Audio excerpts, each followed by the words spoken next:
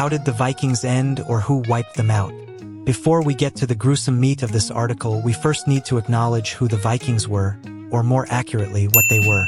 Alright lads, to put it bluntly, the village is doing crap, the harvest was rubbish, and our wives are nagging us to do something about it. Let's go sailing and steal some stuff. The Vikings were people who, often, hailed from along the banks of Vix, which was the Old Norse word for rivers and fjords. These isolated warlike people were forced to traverse the rivers and waterways to trade and move around the terrain of the far north, which led to the development of excellent longboats that were equally capable of navigating shallow Vix and the rough North Sea. We all know the rest. They sailed around raiding and pillaging everyone, forming larger warbands to take on more powerful targets. The tribes of the Vix had created an occupation, Viking. After a while, those people who lived along the Vix and were partial to going Viking decided their farmland at home really sucked.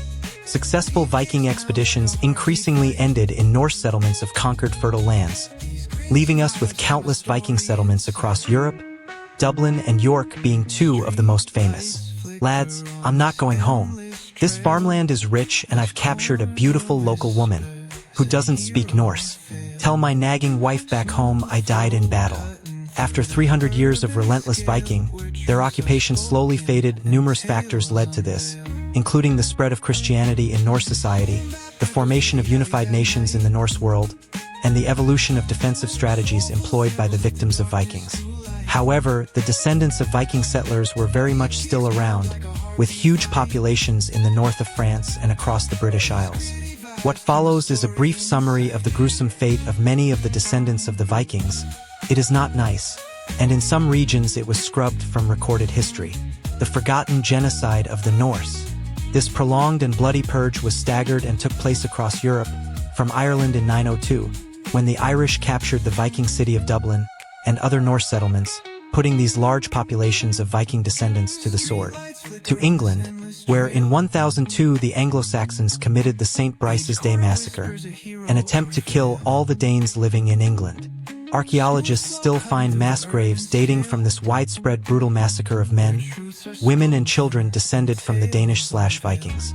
Then the Normans showed up and decided that the troublesome north of England, which was to a large degree populated by the descendants of Vikings, needed to be dealt with. The harrying of the north, 1069.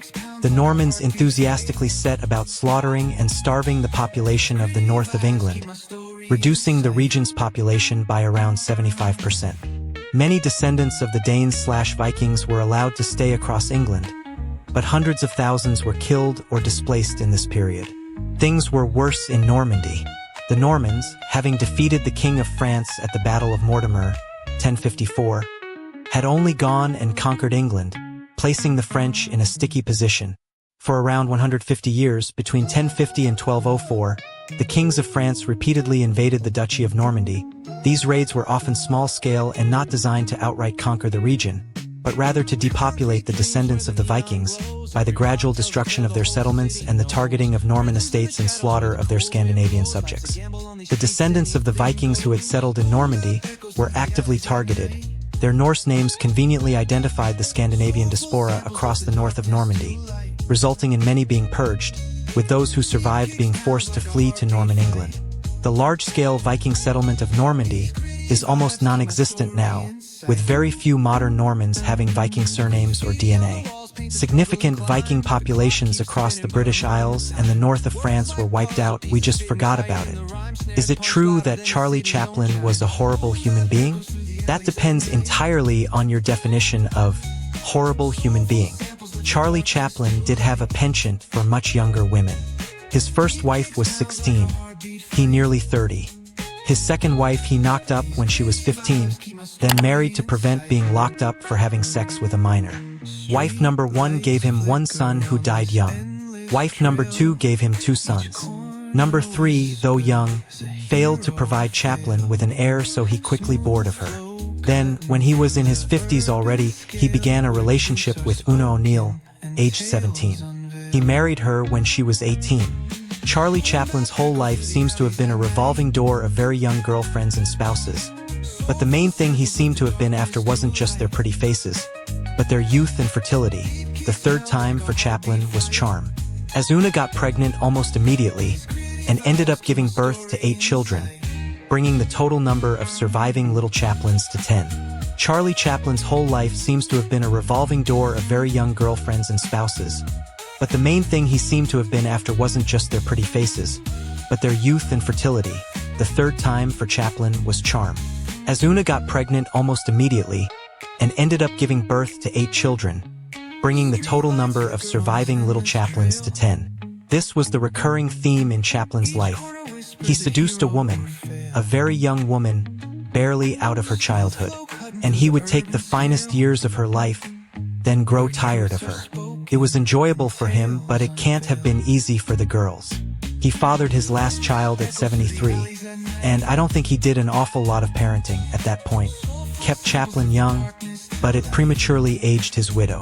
He was a great filmmaker, Charlie Chaplin, an artist, an actor who forever altered the world of film.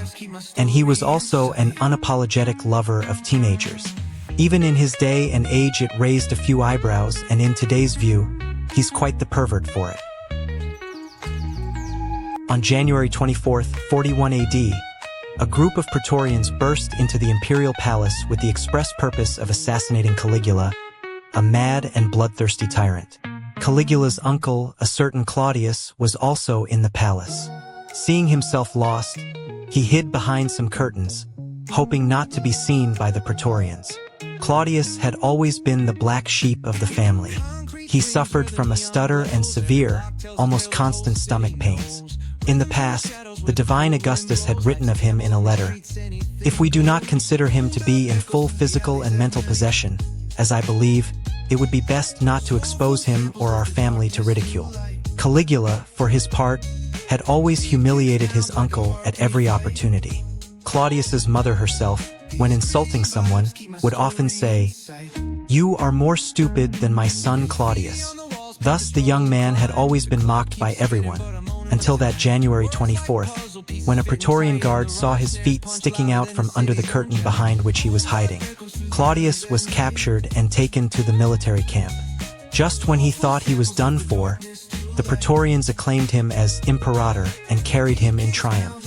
He was, in fact, the only remaining male member of the imperial family, the only one spared by Caligula, deemed too pathetic to pose a threat. Despite his stammer, despite the pain, despite the constant humiliations he suffered, despite his entire life having always seemed like a twist of fate, Claudius proved to be an excellent emperor. His story demonstrates how sometimes, even when everything seems to be going badly, all it takes is a fortuitous event, like 2 feet sticking out too far from a curtain, to turn things upside down.